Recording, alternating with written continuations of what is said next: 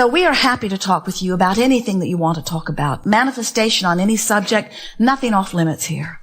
But it is our powerful desire that you leave this gathering here today remembering and fully convinced that nothing is more important than that you feel good. And that moment by moment, feeling good is everything. You can have arthritic hips which give you pain, and you can feel hopeful, or you can have arthritic hips that give you pain and you can feel worried. And the emotional difference will make the difference about your recovery. You can have a bankruptcy looming and feel hopeful, or you can have a bankruptcy looming and feel desperate. And the emotional journey that you are upon will cause the outcome. We want you to realize that you have these two concurrent streams running all of the time. There is the stream of the action that I am observing. There is the stream of the manifestation that I'm observing. And then there's my connection to the stream. And the way you feel, the emotional journey, so to speak, speaks to your connection to the stream.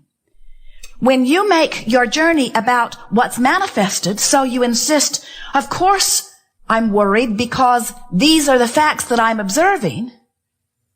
Now on this action journey, you have no latitude. You have no leeway. There's nothing that you can do other than continue to create more of whatever it is that you are giving your undivided attention to. Where if you will make your journey an emotional journey, where you say, oh yeah, I've got arthritis in my hips, and never mind how that got here. But I'm hopeful that it will feel better, and I'm anticipating discovering the process that will make that so. And I believe that it will come to me. And even though I haven't figured it out yet, I hope and anticipate that it will be there. Under that vibrational difference, rather than, oh yeah, runs in our family. Grandma had it. Mom had it. The doctors are telling me I've got it. They checked my DNA and told me that if I'd asked them, they would have told me a long time ago I was going to get it. And, you know, it's one of those things that once you get it, you've got it. Not much can be done about it. You just sort of have to learn to live with it. We say, oh, that's a very different vibration going on within you. That's causing you misalignment with the energy stream. That pessimistic attitude, while fact-based, is keeping your signal into that puny little place where even though the stream of well-being is surrounding you and enveloping you, you got a whole different thing going on here. You're not logging on to well-being. You're logging on to the reality that hasn't got anything to do with you. So what we're wanting you to hear is it does not matter where you stand. You can get to wherever you want to be from wherever you are. And we also want to say to you, don't be in such a rush to get there all at once. Be willing to take a step and then another step and then another step and then another step. Because the thing that defeats you more than all other things put together is trying to log onto a vibration that's out of your range right now. In other words, pull up your feet and move closer to the signal. Make a decision that's nothing is more important than that you feel good, and then work all day, every day to find the best feeling thought on any subject that you approach that does feel good. We said that you can get to wherever you want to be from wherever you are. And we want to say to you something here that is more meaningful than all other things that we will say to you put together all day long. So, oh, never mind. Oh, you want to hear it, don't you?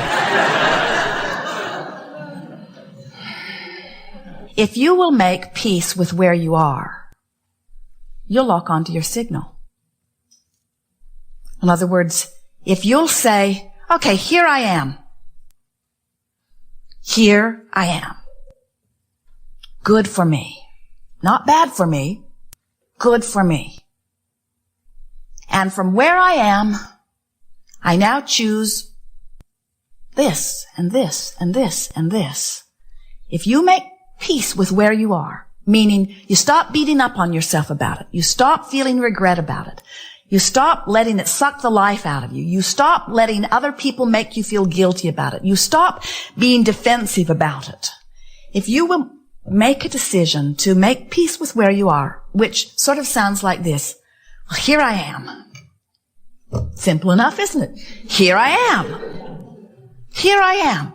Feel the difference between here I am on my way to there and here I am, I've been here so long. Or here I am, I shouldn't be here.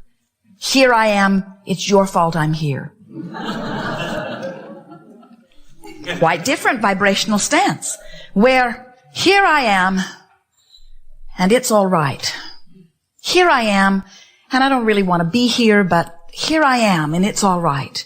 And it's temporary. Here I am, and it's temporary. Oh, that one feels pretty good, doesn't it? Here I am in this temporary place on my way to better and better. Here I am, pleased with who I am, on my way with greater clarity to who I really am. In other words, you got to find ways to soften your personal perspective of where you are, because where you are is the signal that you're beaming. And you got to log on to the signal. You got to find a way of linking up with this source energy. When you don't, you're off the signal. Source energy believes that well-being should be yours. When you don't, you're off the signal. Source energy adores you. Source energy knows about your well-being. Source energy expects good things to come to you. And when you don't, you're off the signal, you see. So that's our best sales job yet. That nothing is more important than that you feel good, because the way you feel is your indication of your signal. So the signal has a couple of components. How much of it am I asking for by the power of my desire? And how much in alignment with that signal am I? In other words, I want it and believe it. I'm right on being. I want it and I doubt it. Resistance. It's not coming, at least not now. I want it means it's always there for you. I want it means the signal is always available, but the allowing part is the part you tweak into place by reaching for the thoughts that feel good to you. And you can feel when you click into alignment. Someone was asking us a question the other day about whether they should hire someone or whether they should not. And they were sort of going back and forth about whether it was a good idea. There were aspects of it that felt good and some aspects of it that did not feel so good. And as we listened, we said, pay attention to which way you're leaning. Well, there was no question which way they were leaning. They could really feel that they were leaning toward making the decision to say yes. And then we said, now you have made that decision. Now line up with the decision. Line up with the decision. And so we offered a whole stream of things that we thought were very reasonable components that made them easily line up with the decision. And then we said, now, your energy is in place. Now, never again go back and question that decision. Don't go back and put it back on the table where you're weighing the pros and the cons anymore. Don't shoot yourself in the foot about this decision. You've lined up with a decision. Let that decision be your decision. And you say, oh, I know people like that. They're stubborn. And we say, yes, they are. They are determined, you say. Ooh, determined. What does that mean? Determined.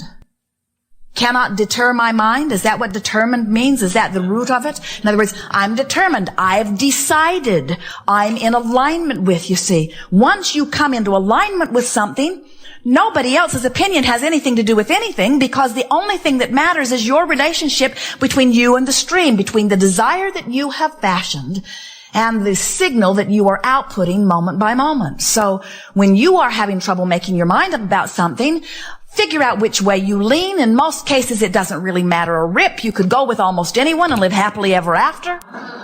Well, we understand that you have reasons for your pickiness, but you know which way you're leaning. And so lean that way and then line up with it and then watch what happens. And continue to say to yourself, I am temporarily standing everywhere that I'm standing. So when I get there, since I can't get it wrong and I never get it done, and the reason that I can't get it wrong is because I never get it done. In other words, you can't get it done. You're going to continually have a whole new other barrage of input that's going to cause you to launch another rocket of desire. You constantly amend your desires. And source energy constantly keeps up with the amendments. So, are we convincing you yet that your work, your only work, is to line up with what you think you want? So why don't you do that? Why doesn't everyone? Why is that not easy for you to hear? We'll tell you. It's because the questions we ask are always the easiest to answer. We know the answer before we ask the question. But then we know the answer before you ask the question too. The reason that more don't know that is because you're not sure that you have the right or the wisdom to choose. You think somebody else has made the list and that you've got to conform to the list. And what you didn't factor in is they made that list about what you should do so that they'd feel better. And it's time for you to make your list about what you should do so that you can feel better. You are an extension of that which is source. Some call it God. Some call it energy. Some call it consciousness. It does not matter what you call it. You will never be apart from it. It will always flow to you and through you. But you have powerful control about how much of it you let in any moment in time and how much of it you deprive yourself of. And when you let it in, you thrive. When you let it in, you're clear-minded, you're sure-footed, you feel good, life is wonderful, you breathe deeply, everything feels good. Everywhere you go, you find things that are interesting, fascinating, provocative, good feeling. And when you are not allowing your connection to the stream, you feel defensive, you feel afraid, you feel unsure, you feel unworthy, you feel anger, you feel depressed, you feel overwhelmed, you feel frustrated. There's a myriad of emotions all up and down this emotional scale. This glorious guidance system within you, letting you know in every moment how well connected to your link spot in the sky you are. It is our powerful desire that when you leave this gathering today, you never again question your value or your worthiness, and that you let your questioning be about, what do I prefer, this or this? Would I rather love this person or hate this person? Let's see which feels best to me. Esther came to an astonishing and startling revelation about herself not long ago, when she found herself on the opposite end of a decision. She thought one way and Jerry thought another way about something not very important. It was the methodology for hooking up the tow car to the monster bus.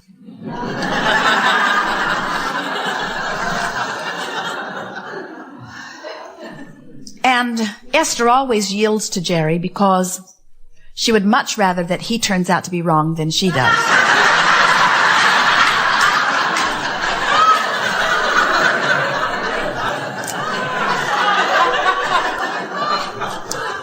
And as she was walking the length of the rig, about 67 feet, as she was walking to get back into the driver's seat of the monster bus, to pull it forward, to make sure that everything had locked in just right, she heard herself think and laughed and nearly fell over as she got into the coach as she heard her own thought.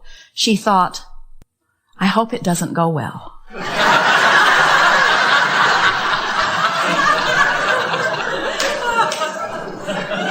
And then she thought, Abraham, I'm in great trouble here because I would rather be right than have things go well. And that is the reason that so many of you do not trust your own decision. Somebody's convinced you that it's important that you make the right decision.